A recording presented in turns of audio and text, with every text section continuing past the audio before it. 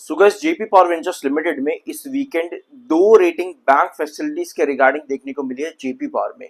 पहली रेटिंग हमारे पास में आती है क्राइसिल की तरफ से और दूसरी रेटिंग आती है इंडिया आरए की तरफ से। दोनों ने अपनी अपनी रेटिंग्स दे दी है। इंडिया आरए ने 5000 मिलियन बैंक फैसिलिटीज यहाँ पर दी है, 5000 मिलियन रुपीस की बैंक फैसिलिटीज, और क्राइसिल ने रीअफर्म करी है 5600 करोड़ की लॉन्ग टर्म बैंक फैसिलिटीज। ठीक है, अब इन दोनों बैंक फैसिलिटीज और इन दोनों रेटिंग में क्या क्या रेट्स यहां पर दिया गया है। बैंक लोन फैसिलिटी जो आपकी आई है इंडिया आरए की तरफ से वो है 5000 मिलियन रुपीस के। ठीक है, वेयर आज प्रीवियस रेटिंग जो थी इनकी इंडिया A2 पॉजिटिव या फिर इंडिया A2 प्लस की थी। इन्होंने जो रिवाइज रेटिंग करी है वो India A2 plus rating watch with developing implications, यहां पर इन्होंने ये चीज मेंशन करी है।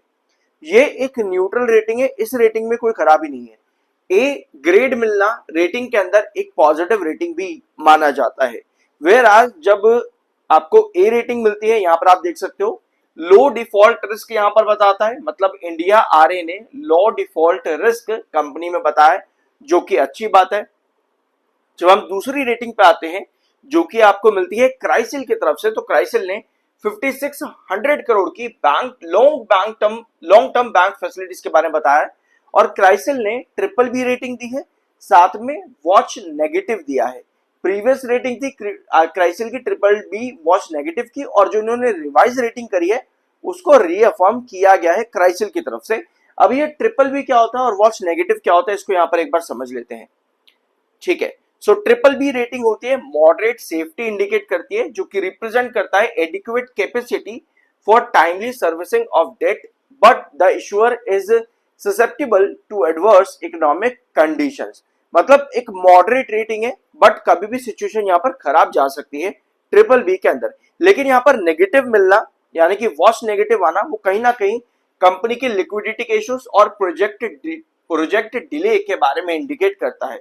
तो आई बिलीव दोनों ने यहाँ पर डिसेंट रेटिंग दी है, बट स्टिल क्राइसिल की जो रेटिंग है वो थोड़ी सी अनसर्टेन यहाँ पर रह सकती है। ये क्राइसिल ने अपनी इस बैंक फैसिलिटी की रेटिंग में बताया है जेपी पावर वेंचर्स लिमिटेड के अंदर।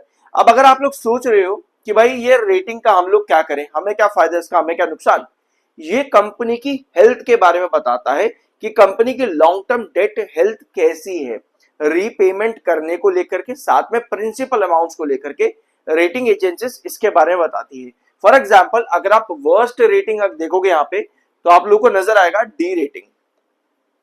कमेंट बॉक्स में बताना मेरे आगे बोलने से पहले कि डी रेटिंग रिसेंटली पिछले 5-6 महीनों के अंदर अंदर कौन सी कंपनी को मिली है, जो मैंने आप लोगों के साथ डिस्कस भी किया ऑफकोर्स अपने चैनल के ऊपर।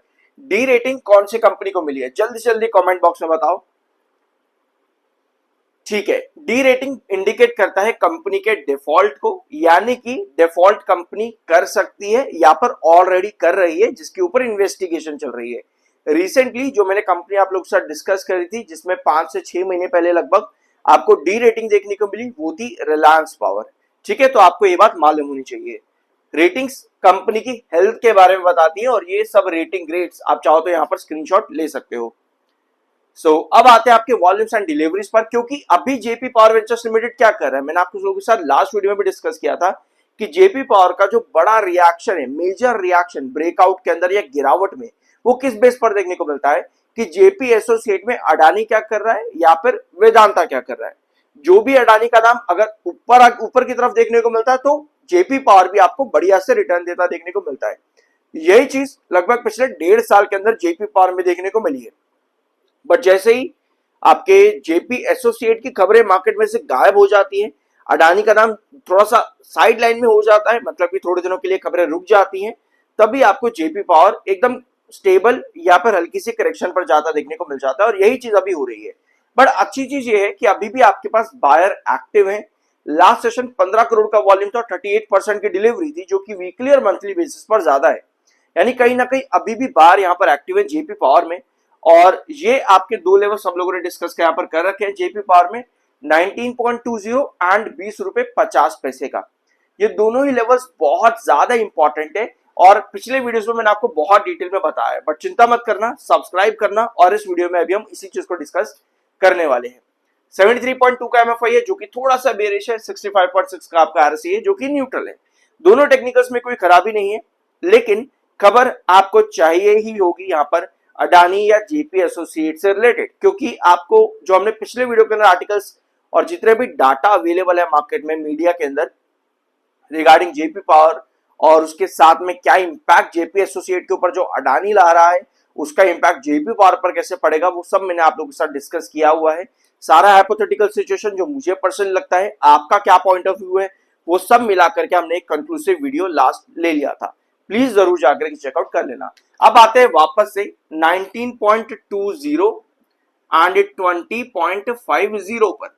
ये दो लेवल्स हमारे लिए बहुत ज्यादा इंपॉर्टेंट है जेपी पावर के अंदर, और ऐसा नहीं है ये मैं आपके साथ आज डिस्कस कर रहा हूं, पिछले 5-10 वीडियोस में मेरे चैनल पर आपको ये दो लेवल्स मिल जाएंगे। और यहीं पर ही आपको नजर आएगा कि लास्ट वीक के अंदर 20.50 पर जैसे ही आप आते हो आपको रिजेक्शन देखने को मिल जाता है। इसको थोड़ा सा जूम इन करते हैं ताकि आपको और क्लियर से नजर आए। यहां पर देखो 20.50 जैसे ही टच किया सेलिंग देखने को मिली। लास्ट सेशन 20.20 जैसे ही ब्रेकडाउन देखने को मिला, बाहर एक्टिव हो गए। आज के सेशन की कैंडल सेलर को इंडिकेट कर रही है। अब ये साइडवेज पैटर्न जो यहां पर चल रहा है ना, ये एक बड़े ब्रेकआउट के बाद आया है जो कि बहुत ज्यादा जरूरी है। अब जेपी पावर ने जो इतना बड़ा ब्रेकआउट दिया है, इसके पीछे के रीजन क्या है? पहला रीजन आता है मार्केट में खबरें कि पावर डिमांड बढ़ेगी, तो उसकी एक्सपेक्टेशन भी इन कंपनीज को ऊपर लेके गई। फॉर एग्जांपल सुजलॉन या जेपी पावर या अडानी वगैरह वगैरह सब आपको पावर कंपनीज ऊपर बढ़ती देखने को मिली। इसका बेनिफिट जेपी पावर को भी मिला। वेरास अडानी से रिलेटेड कोई भी न्यूज आती है उसका इंपैक्ट बीच बीच में अडानी जेपी पावर में देखने को मिला है, बट अभी कोई खबर नहीं है, तो जेपी पावर साइडवेज में कंसोलिडेट कर रहा है। वेरास सुजलॉन आइनॉक्स जैसी कंपनीज अडानी पावर आज भी ऊपर है। ठीक है, तो अडानी जेपी पावर में जो मेजर इंपैक्ट दिख रहा है ना, वो कहीं ना कहीं वही है कि अडानी से रिलेटेड कुछ न्यूज है जेपी एसोसिएट में, तो उसको पॉजिटिव इंपैक्ट मिल रहा है। तो अभी कोई खबर नहीं है, तो साइडवेज यहां पर चल रहा है। अगर आप इस वाली सिचुएशन को यहां पर देखोगे, क्या मेरे पास और कोई चार्ट है? Give me 1 second. नहीं, मैंने इसके अलावा और कोई चार्ट यहां पर अभी नहीं लिया है, बट कोई बात नहीं, नेक्स्ट वीडियो में मैं आपको थोड़ा सा और लंबा चार्ट इसका दिखाऊंगा ताकि आपको और क्लैरिटी मिले कि ये 19.20 20.50 कितना इंपॉर्टेंट है और कोई भी रिजेक्शन के अंदर आपके पैटर्न्स किस तरह से बनने चाहिए। फॉर एग्जांपल अभी आप देख रहे हो कि 19.20 के ऊपर ही आप क्लोज हो रहे हो, 19.20 के ऊपर ही आपकी कैंडल फॉर्म हो रही है।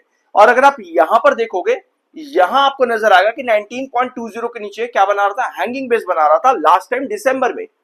ठीक है, 19.20 के नीचे ये हैंगिंग बेस क्रिएट कर रहा था। जब भी इस तरह से हैंगिंग बेस क्रिएट हो और आपके पास लगातार सेलर कैंडल बन रही है कुछ इस तरीके से, दैट मींस कि वो टूट जाएगा, वहां से ब्रेकआउट की चांसेस ना के बराबर है। और वही चीज यहां पर आपको देखने को मिली। लेकिन अभी जेपी पावर ऐसा नहीं कर रहा। अभी जेपी पावर 19.20 के ऊपर क्लोजिंग दे रहा है लगातार। ठीक है, और उसके ऊपर सस्टेन करा हुआ, यानी कि 19.20 बेस बनाने की कोशिश में है, जो कि बना भी हुआ एक्चुअली। कोई भी क्लोजिंग इसके नीचे नहीं आ रही है, जो कि अच्छी बात है। कोई भी सेलर की कैंडल 19.20 के नीचे नहीं बन रही है, जो कि अच्छी बात है। यानी कि जब तक इसके ऊपर है तब तक चांसेस है कि किसी भी पॉजिटिव न्यूज के रिएक्शन आपको 20.50 के ऊपर कुछ इस तरीके से लेकर के जा सके।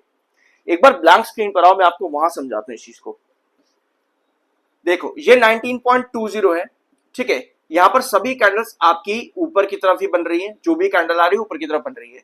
अगर आपके पास कमिंग सेशन में कुछ इस तरह की कैंडल बनती है एंड देन ये रिजेक्शन बन गया अगर 19.20, देन आपके पास चांसेस हैं कि आप 19.20 को ब्रेक डाउन कर दो, यानी कि आपके पास गिरावट है।